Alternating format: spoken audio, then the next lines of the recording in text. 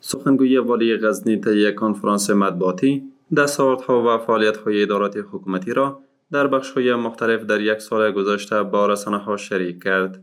وی در ضمن شریک ساختن دستاوردها و فعالیت‌های ادارات مختلف از کشف و ضبط بیش از 1000 کیلوگرم مواد مخدر، 25000 قرص تابلت نشاور و 117 میل اسلحه غیر قانونی از مرکز و ولسوالی‌های این ولایت خبر می‌دهد. در یک سال گذشته قماندانی امنیت بیش از 1000 کیلوگرم مواد مخدر مختلف نوع از جمله شیشه، هیروئین، چرس، تریاک و دیگر مواد مخدر را توسط پرسنل قماندانی امنیت کشف و ضبط نموده است.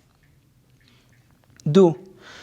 همچنان در همین مدت، یعنی در یک سال گذشته، حدود 25000 قرص تابلت های نشه آور مختلف نوع کشف و ضبط گردیده است. 3. نیروهای مبارزه با مواد مخدر قماندانی امنیت در یک سال گذشته 47 جریب زمین را از مربوطات این ولایت از وجود کشت کوکنار و بوته های بنگ پاکسازی نموده است.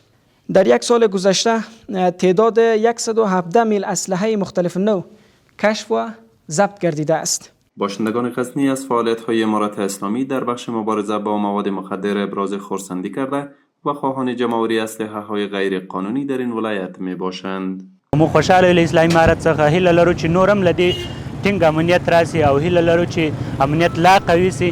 د دې په ځای چې مطلب غیر قانوني خلک نیول کیږي یا وسلې قاچاقي یا هم وسلې ګرځي په غیر قانوني ډول دا د ټولنې لپاره یو تهدید ده.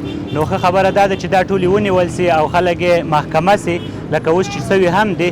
نو موږ الحمدلله په دې باره کې هیڅ مشکل هم نه لرو او خوشحاله هم یو له اسلامي امارت څخه.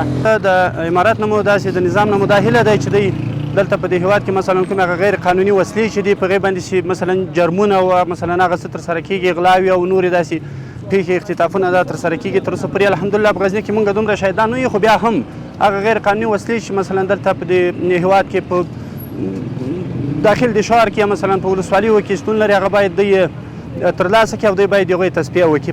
به گفته مسئولان در جریان یک سال گذشته به تعداد 1500 تن معتاد از سطح ولایت غزنی جمع‌آوری و بعد از تداوی به خانواده‌هایشان برگشتند.